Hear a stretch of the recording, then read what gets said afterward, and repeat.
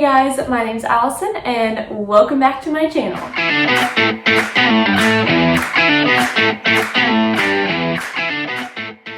Alright, if you haven't guessed by the title, today's video is about firing your clients. So this can be a pretty touchy topic, but I'm hoping to make this video a quick, short and sweet, to the point video because I seem to struggle with that. So here we go.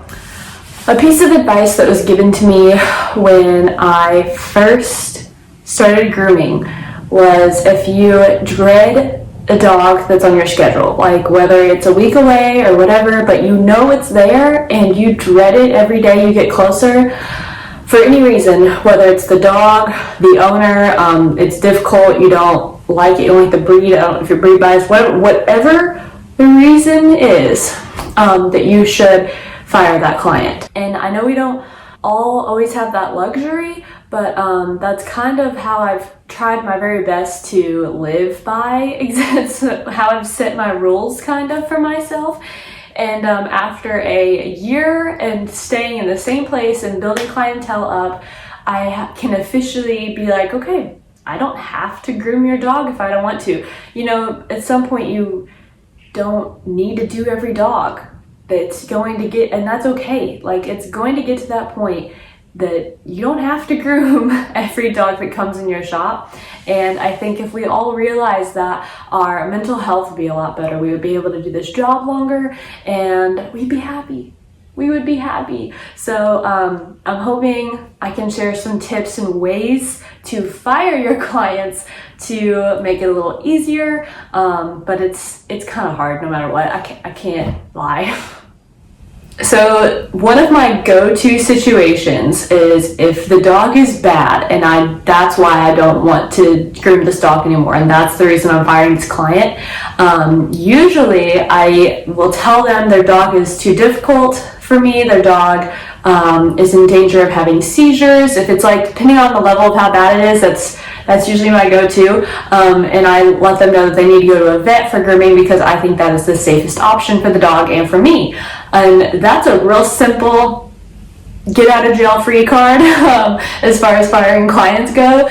When they get old, it gets hard, and I mean, if it's been your client forever and they're old, like, that's a little different than getting a new client and doing them twice, and then like the third time, you know, they're like 15 years old and you're just like, this is like awful, I don't want to do this, you know, like, by all means, tell them they need to go to a vet and be groomed. I have said it on my channel before, if you are a vet groomer, bust your hearts, because I throw you guys under the bus and I send everything I don't want to do right to your doorstep. So I'm so thankful for you guys. I just want to personally take a moment to thank you, because I seriously don't know what I would do without you all. You allow me to enjoy my job, and I dearly, deeply appreciate that. So another way that I get rid of clients is by continuing to raise their price. Now this sometimes works, sometimes doesn't, because they might be willing to pay for it. And usually I just keep going until like $5 each appointment until I'm happy. Depending on the situation, like I said, if it's a dog you like legit want to get rid of for like safety reasons, health reasons, I throw it to the vet. If it's a dog I just dread doing, but like, I'll do it for the right price. You feel me? I will raise those prices up. And usually they leave. I can't lie. Usually they leave. And that's fine, because that's what I wanted. But in the rare cases that they do stay, you get paid a lot more for that dog. So now all of a sudden, when I see that dog on my schedule, wow, they're almost double the price of what they should be. One for the price of two. So you can't beat that. Something that makes me quick to fire a client is being disrespected. I will not under any circumstances be disrespected as far as myself goes, my work, the people in my building, their work, them, like, it doesn't matter if you treat me or my employees or my coworkers or physically like your animal. I have seen people beat their own animal before they give it to me, and that's fine if that's what you do, but I'm not going to take you as a client. That's not what I do here.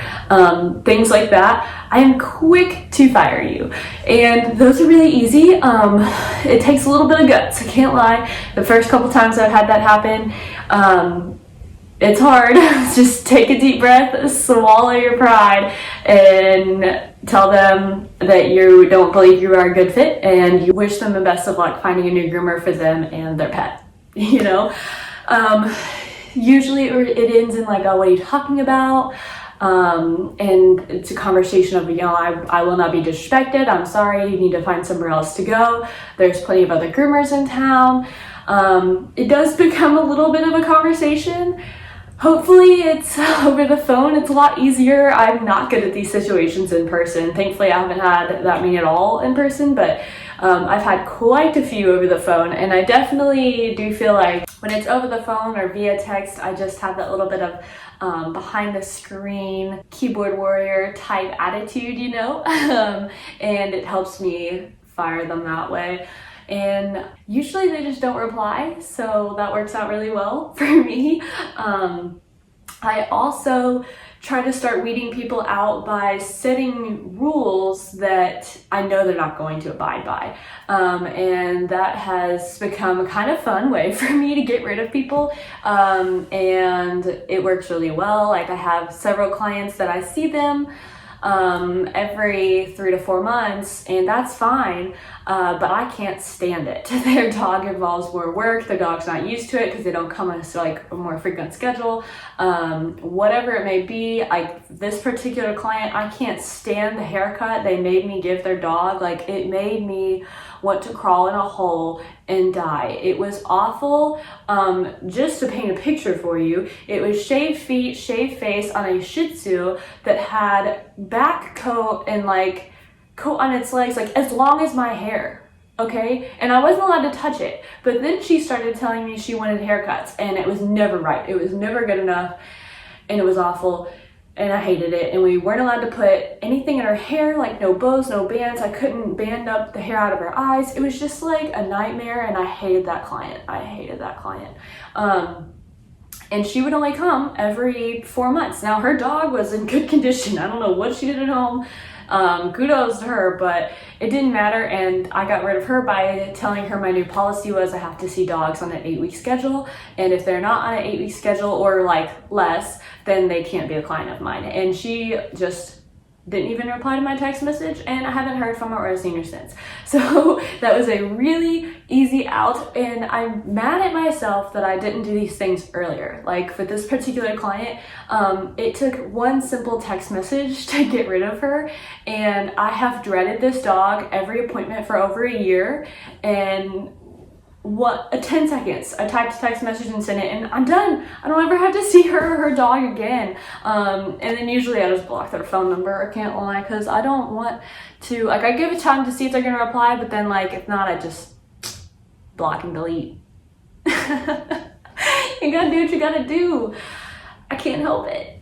So these are some easy ways that I find it to fire clients that's not super direct, as far as telling them, hey, you're fired. So sending them to the vet, telling them their dog just needs vet care, and that's one of my favorites, I can't lie. Because I don't like doing difficult dogs. I'm not good at them. I know I'm not good at them, so I just slide them somewhere else. And then I also start raising prices on dogs that I don't care to keep, but it's not the end of my life if I do keep them. Those ones are really good price raising options for those. And then you've got telling people you are just not the right fit for them.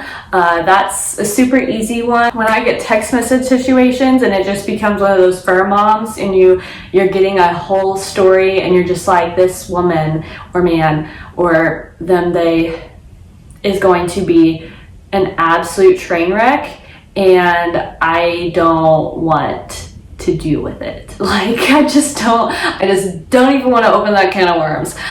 My immediate response to that message was like, I'm sorry, I don't think I'm the right groomer for you. And I'll send them some suggestions for shops in the area. I am not that close with groomers around me. I have a couple that I know, and I'll send them and be like, hey, don't pick this person because this is a crazy message I just got, and don't keep them in the loop.